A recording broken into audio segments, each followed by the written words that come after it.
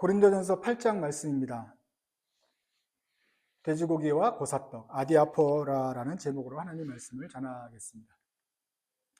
먼저 우리 한국 교회 역사에서 나타난 이야기를 좀 먼저 해보려고 합니다.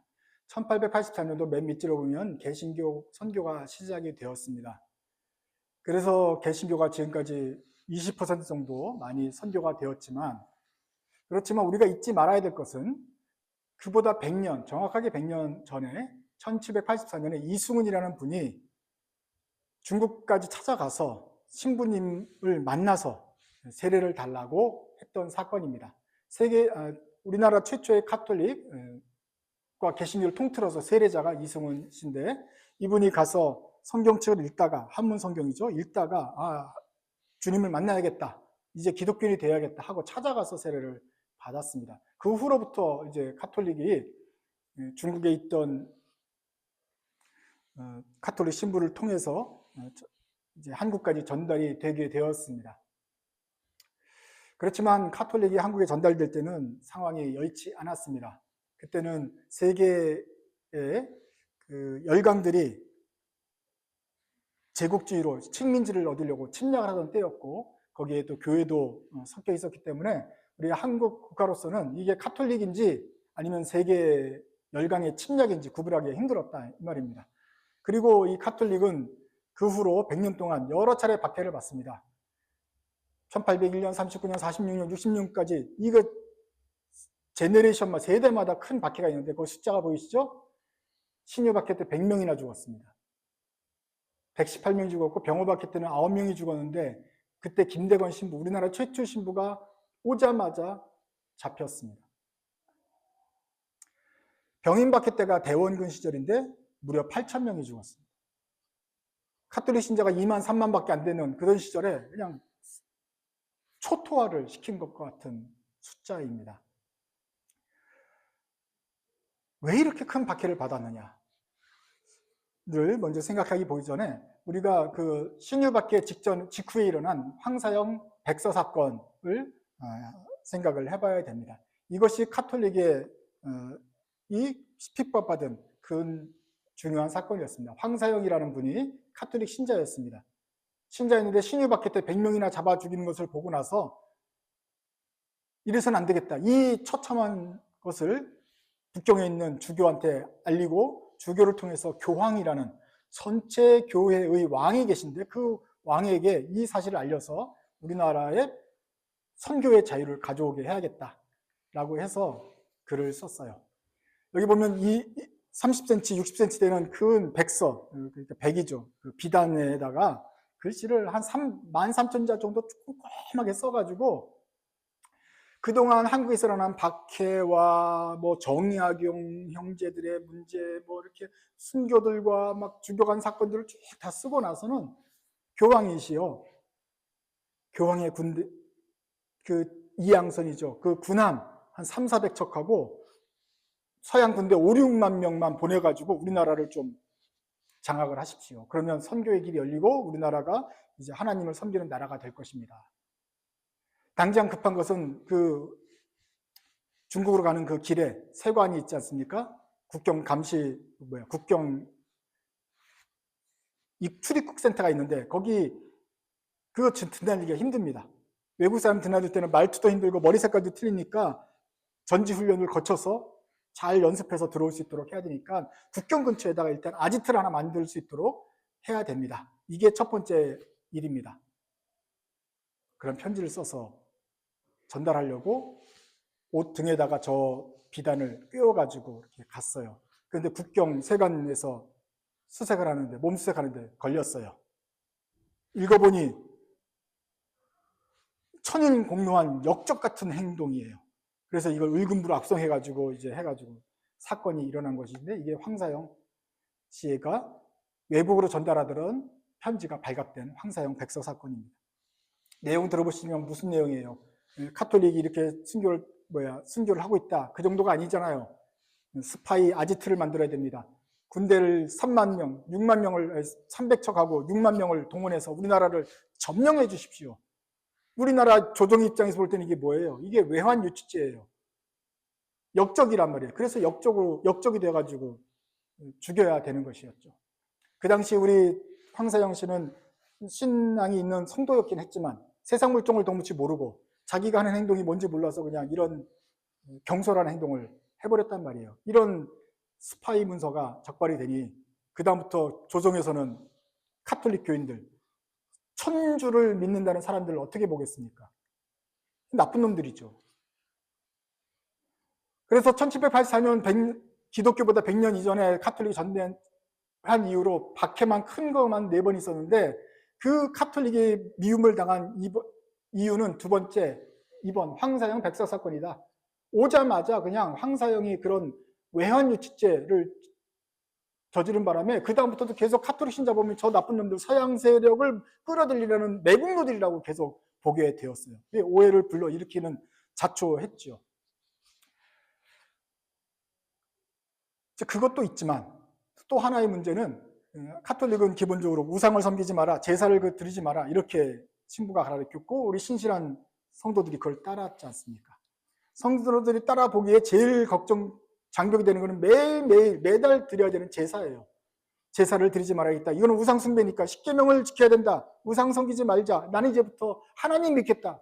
그러므로 제사를 드리지 않겠다. 이것이 아주 분명한 개종의 흔적이었어요. 그런데 조선 유교 양반 가문에서 제사를 안 지르면 어떻게 됩니까? 이건 삼강어른도 모르고 폐륜이고 조상도 없냐 이놈들아. 너희들은 그냥 땅에서 태어났냐. 부모님들이 다 조상들이 나온 것이지. 이러면서 이 성경이든 뭐든 간에 이거는 도무지 받아들일 수 없는 것이 되어버리는 거예요. 그러니까 윤리적으로는 이거는 제사를 안 드리는 폐륜이고 국가적으로는 반역행위고 이러니 카톨릭을 받아들이겠어요? 그럼에도 불구하고 이것이 밑에서 전도주처럼 쫙 확산이 되어가지고 된 것은 정말 복음의 능력이긴 하지만 정부에서는 계속해서 핍박을 할 수밖에 없는 상황이었어요. 황사영 백석 사건은 반역죄 이거는 한 개인의 잘못된 실수였어요. 정말 세상 물정 잘 모르던 사람이 실수한 거라고 치지만 그 제사 금지 문제는 계속해서 부딪히는 문제예요. 성경 읽을 때마다 우상 숭배하지 말라고 그랬고 나갈 때마다 제사를 드리고 향교에서 제사를 드리고 제사 드리는 나라잖아요. 이거 어떻게 할 겁니까? 카톨릭을 받아들이는 순간 폐륜이 되니까. 그런데 우리 선배들은 천주님을 받아들일 때 제대로 받아들이고 이왕할 거면 제대로 하자. 그래서 목숨을 걸고 제사를 드리지 않고 잡혀가고 또 숨어서 제사 드리고 하면서 신앙을 지켰다는 것입니다. 그러다가 1876년에 이제 강화도 조약이 와요. 나쁜 거죠. 일본이 우리를 갖다가 확 문을 제낀 겁니다. 그래서 일본과 통상이 되었어요.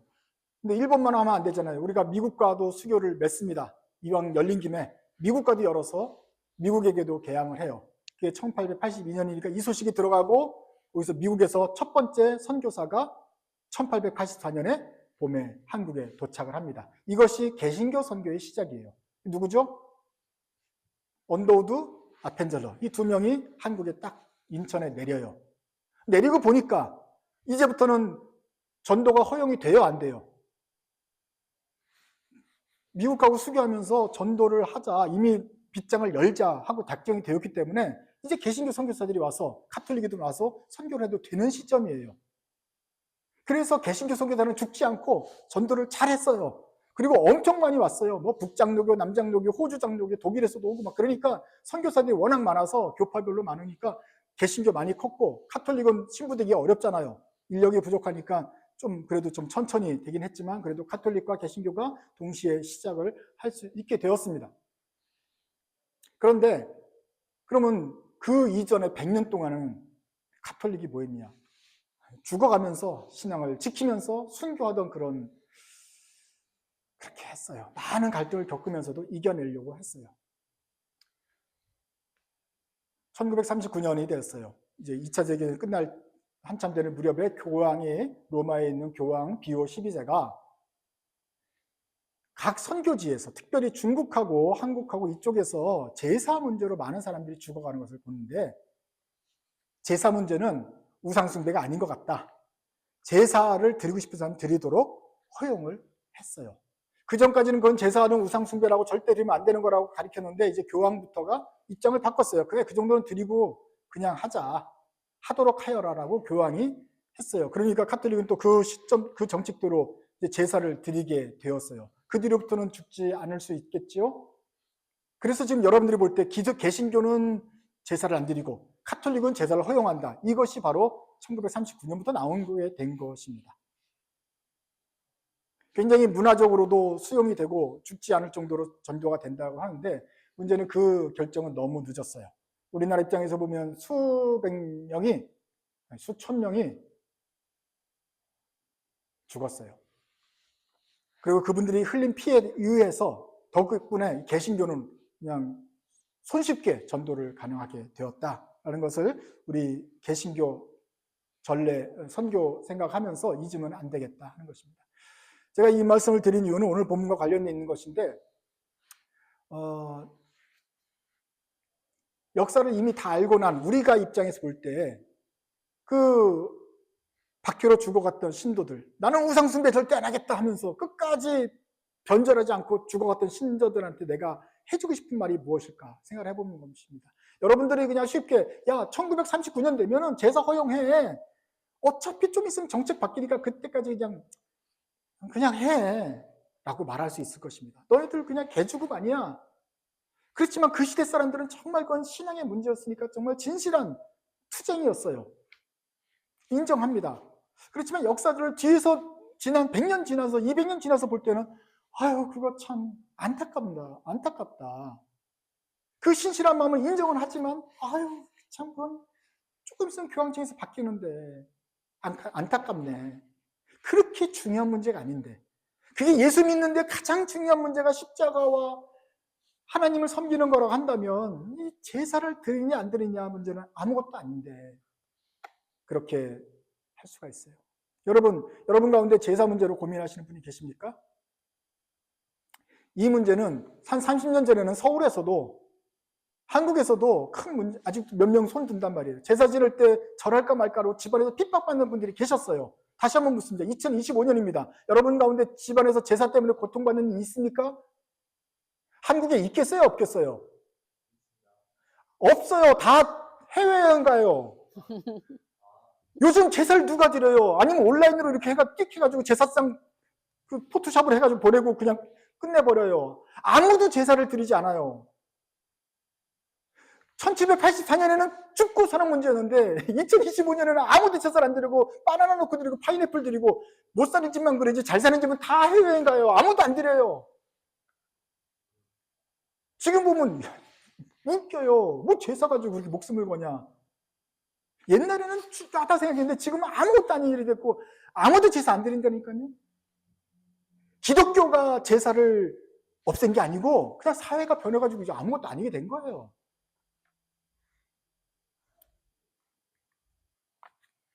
자, 고린도전서 1장부터 8장까지 왔는데 이제 8장은 우상 제물을 먹을 것인가 말 것이냐 하는 문제가 나오는 것처럼 보여요. 한번 이 문제를 놓고 이것도 제사와 관계되는 문제일 수가 있겠지만 한번 8장에서 뭐라고 말하는지 한번 들어보면서 읽어봅시다. 번갈아가면서 읽겠습니다. 우상의 제물에 대하여는 우리가 다 지식이 있는 줄을 아나 지식은 교만하게 하며 사랑은 덕을 세우나니 만일 누구든지 무엇을 아는 줄로 생각하면 아직도 마땅히 알 것을 알지 못하는 것이요. 또 누구든지 하나님을 사랑하면 그 사람은 하나님도 알아주시느니라. 그러므로 우상의 제물을 먹는 일에 대하여는 우리가 우상은 세상에 아무것도 아니며 또한 하나님은 한 분밖에 없는 줄 아노라. 알아요. 근데 문제는 우상의 제물도 문제가 생겼어요. 그래서 고린도 교회는 밖에만 나가면 그냥 우상 신전이 많으니까 이제 그 문제가 있죠. 그것도 우상에게 바쳤던 돼지고기 먹은 것이 아무 문제가 아니라는 걸 알아요. 근데 그 문제는 그게 꺼림칙한 분들이 있는 것이죠. 비록 하늘에나 땅에나 신이나 불리는 자가 있어, 신이라고 불리는 자가 있어 많은 신과 많은 주가 있으나 그러나 우리에게는 한 하나님 곧 아버지가 계시니 만물이 그에게서 났고 우리도 그를 위하여 있고 또한 한 주 예수 그리스도께서 계시니 만물이 그로 말미암고 우리도 그로 말미암아 있느니라. 그러나 이 지식은 모든 사람에게 있는 것이 아니므로 어떤 이들은 지금까지 우상에 대한 습관이 있어 우상의 제물로 알고 먹는 거로 그들이 양심이 약하여지고 더러워지느니라. 만물이 그에게서 나서 만물이 그로 말미암고 그로 말미암아서 모든 것은 다 주님의 것이니까 밖에서 들어오는 게 여러분을 더럽게 하는 게 아니기 때문에 그냥 먹어도 된다. 그 시장에서 파는 고기가 두 가지가 있어요. 고린도 교회에서는. 지금 막 잡아서 도축해서 곧바로 내온 신선한 고기와 한번 잡아가 저기 우상신전에 가서 막 제사 지내고 잡고 피 빼고 막 이렇게 함전하고 뭐 향 뿌리고 뭐 의식을 하고 나서 먹다가 다 못 먹으니까 나온 그 뭐랄까 재활용 고기라 할까? 한 번 거쳐서 나온 고기가 있어요. 자, 그러면 시장에서 팔 때 어떤 게 더 비쌀까요? 아니, 어떤 고기가 더 신선하겠어요? 그냥 한 게 신선하죠. 오늘 잡은 거. 근데 가가지고 한번 하고 또 있다가 나온 거는 아무래도 시간이 지났으니까 조금 덜 신선하겠죠. 무엇보다는 한번 갔다 왔으니까. 우상의 집에 가서 우상의 예식에 행해서 왔으니까 이 고기가 한번 이게 조금 뭘 탔잖아요. 부정을 탔잖아요. 근데 크리스찬이 먹으려면 어떤 걸 먹는 게 더 좋겠어요? 크리스찬은 새 거를 먹어야지. 이렇게 갖다 부정탄 거 먹으면 안 되지 라고 생각하는 사람이 있다는 거예요. 앞에서는 뭐라 그랬어요? 둘 다 똑같은 거야. 우리는 그 지식이 있기 때문에 이거 괜찮은 거 그냥 먹어라고 했는데 어떤 사람들은 그걸 먹으면 마음이 양심이 약해지고 맨 밑에 줄 더러워지는다고 생각하는 사람이 있어요. 그래서 이거 먹지 말고 나는 이걸 먹겠다. 근데 이게 가난한 사람들이 고기를 먹고 싶은데 더 비싼 걸 일부러 사 먹어야 되는 상황이 나와요. 그걸 보면서 조금 지식 있는 분은 이거 비싼 거 사 먹지 말고 싼 거 먹어. 그래도 괜찮아. 나는 아무도 안 걸려. 그게 된다. 이 두 가지 문제가 있었던 거예요.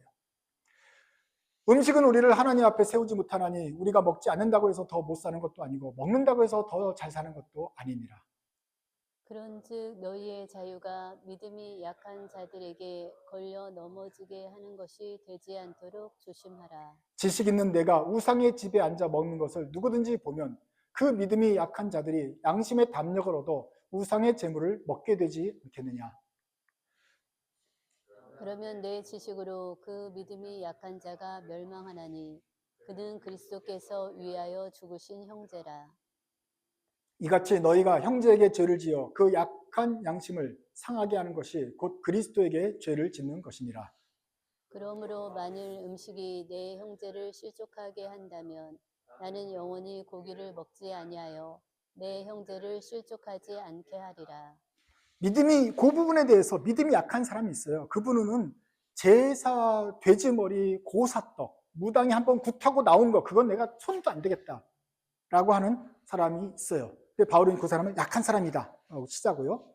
그리고 그거는 나는 마음껏 먹는다라고 하는 사람을 강한 사람이라고 치자고요. 그런데 성경적으로는 하나님이 다 만드신 거기 때문에 강한 사람 너가 맞다, 잘났다, 너 지식이 충만하고 잘 배웠구나, 많이 배웠네, 먹어도 괜찮아. 나도 사도 바울 입장에서도 먹어도 된다고 생각해. 그런데 우리 교회 안에는 떨떨한 사람들이 계시단 말이에요. 그분들한테 혼란을 준다든지 그분들이 더 실족한다든지 그렇게 하면은 경우가 있기 때문에 13절 차라리 나는 내가 고기를 안 먹겠다. 내 형제를 실족치 않게 하는 것이 나의 바른 행동이리라. 나도 그러겠다. 너희도 그러지 마라. 소위 똑똑하다고 하는 사람들아, 양심에 거리낌이 없는 사람들아, 옆에 거리끼는 사람들에 맞춰라. 바울의 말입니다. 자, 8장을 요약하면 이것입니다. 성과 속히 구별이 없다. 다 하나님의 것이다라는 사람을 자유한 사람이라고 말하고, 근데 아직도 꺼림칙해서 못 먹는 사람들을 율법의 메인 사람이라고 해요. 그런 사람들이 혼재하는 가운데 우상에게 갖다 온 재물을 먹을까요 말까요? 그런데 사도 바울이 말합니다. 지식은 교만하게 하지만 사랑은 덕을 세운다. 지식은 좋은 거야. 근데 자칫 교만하게 될 수가 있어. 사랑이, 덕을 세우는 사랑이 더 필요해 말합니다. 세상 만물을 소유하신 하나님이 있어서 모든 걸 다 먹을 수 있지만 나의 자유가 남의 걸림돌이 되지 않아야 될 것이다. 그래서 나도 차라리 고기를 먹지 않고 형제 실족을 막겠다. 그러면 너희들은 어떻게 할 거예요? 해야 되겠느냐. 사도 바울이 자기의 결심을 얘기하고 그 고린도 교인들에게 권면합니다. 너희들도 너희들의 자유가 남의 걸림돌이 되지 않기로 하는 게 좋지 않느냐 하는 것입니다. 이런 그림 보셨죠? 예수님이 담배를 피셨을까요? 안 피셨을까요? 예수님의 친구들은 폈을까요? 세상 친구들은? 담배는 17세기에 콜럼버스 이후에 발견된 거예요, 여기서. 그러니까 그 전 사람들은 담배 문제가 없어요. 성경에 술 마시지 말라는 말은 있어도 담배 피지 말라는 말이 없어요. 왜 그렇죠? 성경 쓰여진 다음에 담배가 나왔다고. 그게 문제였어요. 옛날 전도사들은. 청소년 애들 막 가르치고 술 먹지 마, 담배 먹지 말라 그러는데 술 먹으라는 말도 있지만 먹지 말라는 말도 있기 때문에 야 임마 성경에 술 먹지 말라는 말 있잖아 그랬거든요. 담배는요. 담배는 피지 말라. 담배 담자가 없어. 피지 말 담자는 있겠지만 피지 말라는 담배라는 말이 없어. 타바코가. 그때 되게 전도사들이 당황했단 말이에요. 그래서 성경에 피지 말라는 말이 없는데 내가 어떻게 피지 말라고 할까?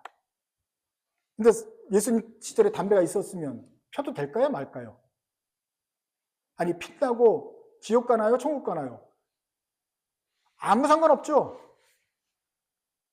옛날에 1980년대, 90년대는 학교에 중고등학생들이 그렇게 담배를 폈어요. 요즘도 조금 피는 애들이 있는데 요즘 아저씨들도 그때 많이 당연히 피는 걸로 알고 있는데 요즘 핍니까? 거의 안 펴요. 담배값이 올라서는 게 아니에요. 2000년대 후전부터 뭐 간접 흡연 그래가지고 우리 애기들 다 죽는다 이놈들아 막 등짝을 쳐가지고 아빠들이 막 쫓겨나서 피다 보니까 이제 결국 끊게 되는 현상이 일어났어요. 교회가 담배 피지 말라고 캠페인 벌인 게 아니고 세상에서 그냥 갑자기 세상이 변해가지고 아무도 담배를 피지 않게 되어버렸단 말이에요. 지금 제가 말하는 담배 피는 거 뭐 그렇게 중요합니까? 그 중요하지 않은 것, 본질이 아닌 것, 그 성경에서 뭐라 그러냐면은 그리스 말로 아디아포라라 그래요. 아자를 길게 말하면 안 되겠지만 아디아포라. 본질적인 것, 저 격가지들이다. 세상 격가지들이 본질, 그걸 아디아포라라고 그래요. 삼위일체 성육신 신앙 고백, 이것은 우리가 빨간색으로 칠했잖아요. 중요하단 말이에요. 기독교의 본질에 가까워요. 이것을 헷갈리면 틀려요.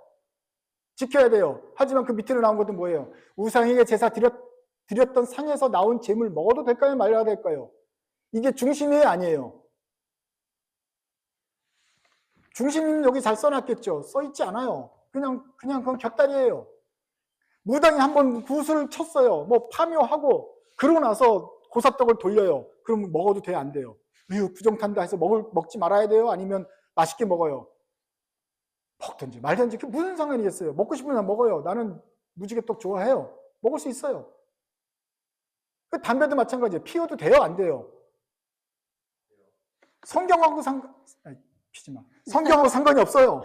성경하고 상관이 없고 근데 건강 때문에 피지 마세요. 이해가 되십니까? 빨리 죽어요. 율브리노가 그래서 죽었잖아요. 그래서 피지 말라고. 근데 성경하고 본질은 아니라고요.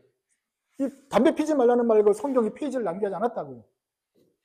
돼지고기 먹어도 돼요? 안 돼요? 율법에 먹지 말라고 돼 있는데. 베이컨 먹었잖아요, 오늘 아침에. 베이컨 삼겹살. 이게 우리 건데 곱창도 먹으면 안 돼요. 낙지 먹으면 안 돼요. 우리가 좋아하는 거 다 먹지 말라 그래요. 그런데 그거는 성경의 본질입니까? 성경에 나와 있어도 성경에 나와 있어요. 근데 그 본질입니까? 아니에요. 그래 먹잖아요, 여러분 자유롭게. 그런데 담배는 막 가지고 막 고민한단 말이에요. 먹지 마세요. 하지만 그거 가지고 고민하는 것 자체가 우습다.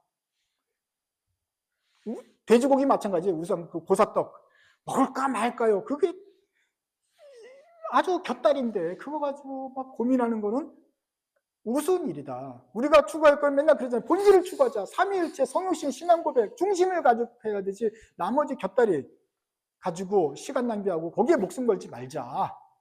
그거 목숨 걸고 싸우지 말자. 이게 지금 바울이 8장에서 우상제물에 바친 재물 먹을까요 말까에 대한 바울의 대답입니다. 그러면 여러분은 가진 많은 가지 생각, 교회 나온 사람들을 돼지고기 먹어야 될까요 말까요? 담배 피워야 될까요? 이런 많은 생각들이 다 뭐다? 곁다리다. 유식한 말로 아디아포라다. 우리는 지금 중요한 것들만 찾는 시간이 돼야 될 거 아니냐 하는 거예요. 본질이라는 문제가 얼마나 많습니까? 교회에 샌들 신고 가도 됩니까? 안 됩니까? 가지고 집안에서 얼마나 애를 뜯어 잡고 그럽니까? 근데 애 입장에서는 요새 유행이라서 그거 안 신고 하면 친구들 따당하고 그러는데 아빠는 너는 발가락을 보이냐? 막 그러면서 그런단 말이에요. 근데 그게 중요한 문제가 아니다. 피아노 있었잖아요. 피아노 없는 교회가 있어요. 없는 교회에서 피아노 치면 또 뭐라 그래요? 있는 교회는 저 드럼을 치면 안 되는 거예요. 저 드럼이 열배당까지 들어오기 전까지 얼마나 많은 충격과 싸움과 실갱이가 있었겠어요? 요즘 전자기타 치도 잘 치면 뭐라고 안 해요. 코비드 때 온라인 예배를 했는데 온라인 예배 텔레비전 앞에서 바르게 정자세를 하고 입으십시오. 그렇게 예배 안내를 했단 말이에요. 그게 그렇게 중요한 문제입니까? 네? 무슨 장관들도 회의할 때 밑에는 바지도 안 입고 회의하고도 막 그러다 들키기도 하는 그 정도인데 뭐 교회 다니는 사람들은 막 반듯하게 양복 입고 예배 드려야 되는 게 그게 진짜 중심이냐 말이죠.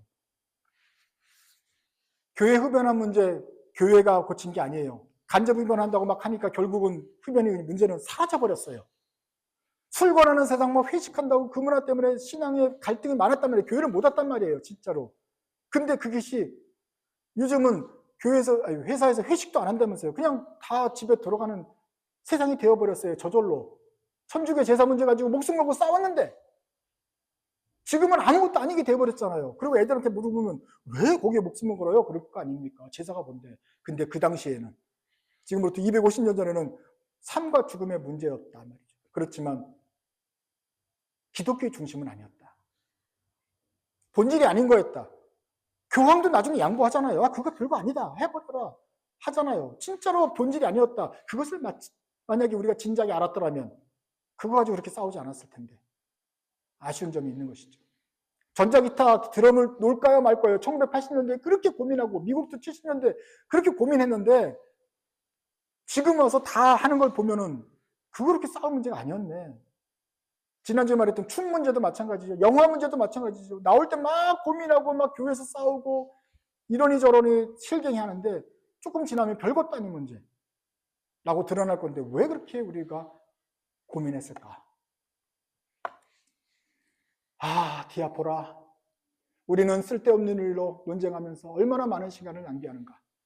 아무것도 아닌 일을 가지고 그토록 형제와 싸우며 미워하였나. 디아포라. 의미 없는 일에 핏대 올리지 말고 중요하고 본질적인 일에 골몰해야겠습니다. 저도 살면서 쓸데없는 일 가지고 논쟁하고 교회 안에서 그거 가지고 핏대를 올리던 사람이었는데 지금 보니까 다 지나갈 일이고 아무것도 아닌 일이 왔다는 것을 후회되는 일이 몇 가지가 있습니다. 여러분, 우리 삶에서도 중요하고 본질적인 일, 우리 신앙에서도 거기에 집중해야지. 기독교인이라고 하면서 예수님의 이름으로 그것은 절대 안 돼 하면서 그 곁다리에다가 목숨 걸고 그것 때문에 서로 싸우고 시간 낭비하지 않아야겠다 하는 것을 기억하십시오. 고린도 교회는 우상 제물에 관한 문제가 그랬습니다. 자, 아디아포라에 대해서 생각할 바울이 즉 접근하는 문제는 그것입니다. 너의 자유 있다. 너 마음대로 해라. 그리고 지식 있는 사람, 똑똑한 거 잘했다. 근데 우리 교회는 연약한 사람들이 있어. 똑똑하다며, 잘 배웠다며, 지식이 있다며. 근데 그 지식이 한 단계 더 업그레이드가 돼야 돼. 한 번 더 생각해봐. 우리 옆에 연약한 사람들이 있어. 그러면 남을 배려해야겠어? 안 해야겠어? 해야지. 그러면 너의 자유를 마음껏 활용하면 되겠어? 안 되겠어? 절제해야지. 옆에 있는 사람들 때문에. 그래서 천천히 무게추가 일로 내려가는 것입니다. 네, 여러분 자유도 있고 배려도 해야 됩니다. 그런데 어디를 더 중점을 둬야겠냐? 배려에 중점을 둬야지. 너는 막 먹을 수 있어. 근데 옆에서 먹는 것 때문에 속상해하는 형제가 있으면 내려놓고 나도 안 먹을게. 먹지 말자. 하는 게 배려하는 자세다. 아디아포라. 그건 비본질적인 거예요. 그러니까 비본질적인 거 얽매이지 마 하고 손가락질 하지 말고 그래? 아직 잘 모르겠냐? 그러면 나도 우리 그때까지 기다려주자. 야, 다 같이 고기 먹지 말아봅시다. 이게 자세다. 아니, 술 먹고 담배 먹는데 누가 뭐라 그래요? 성경도 뭐라고 안 그래요? 그런데 혹시 기독교인이 술 먹어? 목사가 막 설교하면서 담배를 피워? 그러면 실족할 거 아닙니까? 그래서 끄는 거예요. 끄고 배려하면서 우리 먹지 않습니다. 먹지 않을게요. 충분히 시간을 가지세요. 자유있고 지식 있는 사람들은 즉시, 그 지식이 있다는 말은 뭐냐면 즉시 자유도 내려놓고 되기도 하고 안 되기도 하고 비본질적인 것에 대해서 즉시 옆에 있는 형제를 맞춰줄 수 있다. 그를 배려할 수 있다. 라는 것이 진정한 지식이 아니겠느냐. 그러므로 교회에 오시는 분들은 다 하나님 안에서 모든 것이 거룩하다고 믿는 자유함이 있습니다. 그리고 그것을 제대로 알아야 되죠. 그러나 그 자유함을 가지고, 그 지식을 가지고 남을 판단하고 정죄하고 싸우는 일에 쓰지 말고, 지식이 있다는 사람일수록 먼저 양보하고, 그 다른 분들이 다른 그 지식을 가질 때까지 기다려주는 것으로 태세 전환을 하는 것이 마땅하다. 나 바울이 말한다. 나 같으면 우리 형제 중에 그거 가지고 고민하는 분 있으면 내가 평생 고기를 안 먹고 베지테리안을 살지언정 그분을 배려하겠다. 바울의 자세입니다. 로마서 14장도 같은 이야기를 해요. 로마에서도 이런 일이 있었던 거 아니겠어요? 14장 20절과 21절을 한번 읽어봅니다. 먼저 20절입니다. 식물 인하여 하나님의 사업을 무너지게 말라. 만물이 다 깨끗하되 거리낌으로 먹는 사람에게는 악하니라. 먹어도 돼요? 안 돼요? 돼요. 자유하게 먹으세요. 만물이 다 깨끗한 거지. 제사 음식도 괜찮아. 먹어도 돼. 그러나 21절 같이 읽습니다. 시작. 고기도 먹지 아니하고 포도주도 마시지 아니하고 무엇이든지 내 형제로 거리끼게 하는 일을 아니함이 아름다우니라. 똑똑한 건 맞는데 아름답느냐? 더 아름다운 것은 고기도 안 먹고 포도주도 안 먹고 담배도 안 피고 제사 음식도 안 먹어서 무엇이든지 내 형제로 거리끼게 하는 일을 아니하는 것이 아름다운 거다. 어떤 게 더 성숙한 거예요? 21절입니다. 남을 배려하는 거예요. 어떤 게 더 완전한 거예요? 지식이에요. 자유한다? 아직 덜 됐어요. 그렇지만 그 자유함은 지식을 가지고 남을 배려한다? 완전한 지식이고 참된 성숙한 사랑이에요. 바울은 계속해서 똑똑한 사람들에게 옆에 있는 사람 배려해라. 이것이 완전한 지식이다. 참된 사랑이다. 라고 말을 해요. 자유함만 가지고는 충분하지 않다. 옆에 있는 형제를 배려하는 것이 마땅하다. 이렇게 배려한다고 해서 고기를 먹는 것이 안 먹는 것이 그게 너희가 굴복하는 것이 아니라 배려하는 것이 더 성숙하고 안전한 사랑이다. 말을 해요. 로마서를 말을 듣고 고린도서 말을 듣고도 우리는 왜 피아노를 가지고 싸우냐. 많은 교회들이 카페트 색상 가지고 싸워요. 많은 교회들이 문을 이쪽으로 열까요? 안으로 열까요? 가지고 한참 싸우다가 의의가 나중에 상해요. 어떤 성경 공부를 할까요? 성경 공부를 하는 건 많이 동의했는데 어떤 성경 공부 교재를 가지고 할까요? 가지고 일주일 동안 제가 고민하다가 결국은 그 사람들을 미워했던 적이 있습니다.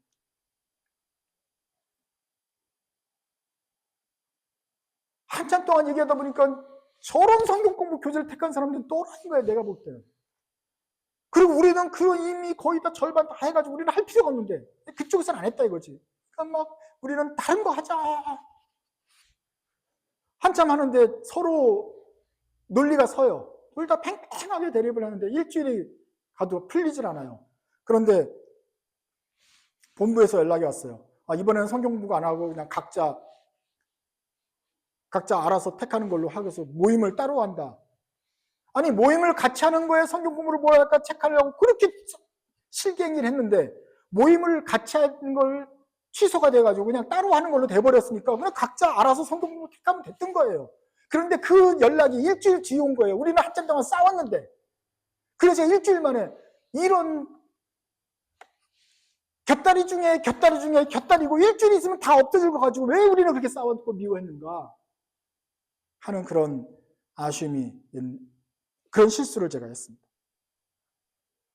우리 문제도 그런 거 아니에요. 교회에서 이렇게 할까요? 목사님 이렇게 하면 더 좋아요. 이렇게 하면 좋아요. 야, 너 그거 모르는 소리지. 이게 더 좋은 거야. 할 수 있겠지만 그게 곁다리인 이상 그냥 약한 사람들에게 맞춰서 가자. 그게 더 아름답다. 그게 더 성숙한 사람이다. 라고 로마서 14장에서 제대로 말하지 않습니까? 고린도전서 8장에서 차라리 바울은 내가 고기를 끊겠다라고까지 말하지 않습니까? 자유가 먼저입니까? 배려가 먼저입니까? 우리는 배려에 무게를 둬야 된다.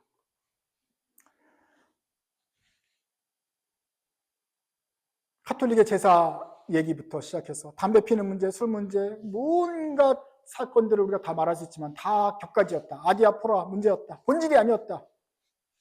그리고 바울이 말한 바 옆에 있는 형제를 배려하는 것이 낫다라고 배웠습니다. 철수는 어떻게 결심했습니까? 같이 한번 우리도 철수가 되어서 배려의 원칙을 되새기면서 한번 읽어봅시다. 시작. 모든 것을 주께서 만드셨으므로 나는 매이지 않는다. 먹는 것이 나를 거룩하게 하지도 않고 부정하게도 하지 않는다. 그러나 나는 약한 형제를 항상 생각하겠다. 사랑하기 때문에 기꺼이 삼가고 절제하겠다. 본질이 아닌 일에는 기꺼이 져주겠다. 이것이야말로 교만하지 않는 완전한 사랑입니다. 8장 2절에 보면 1절에는 우상의 재물에 대하여는 우리가 다 지식이 있는 줄 알지만 지식은 교만하게 하며 사랑은 덕을 세운다 그랬어요. 바울이야말로 지식을 계속 강조했던 거 아닙니까? 지식을 가져라. 근데 그 지식은 완전하기까지 가야 돼. 사랑은 덕을 세우는 사람까지 가야 돼. 지식을 가졌으니까 잘했다. 근데 한 발짝 더 나가야 된다. 완전한 사랑으로 덕을 세우는 사랑으로까지 나아가야 된다. 본질이 아닌 애는 져줘라. 이런 데까지 나온 사람만이 완전한 지식을 가진 사람이고 형제를 사랑하는데 완전한 사랑을 갖는 사람입니다. 우리도 앞으로도 계속해서 비본질적인 일이 눈앞에 닥칠 것입니다. 그럴 때마다 잽싸게 아니면 빨리 져줌으로써 교회에서 비본질적인 일이 수면에 문제가 떠오르지 않고 우리가 계속해서 다 같이 본질적인 면에 집중하여서 모두 다 같은 지식을 그리고 성숙한 배려, 사랑을 가질 수 있는 그런 교회가 되도록 서로 도와주길 바랍니다. 찬송가 288장은 완전한 사랑인데 결혼식장에서 많이 부르는 내용이지만 오늘 본 말씀들을 생각하면서 한번 불러보겠습니다.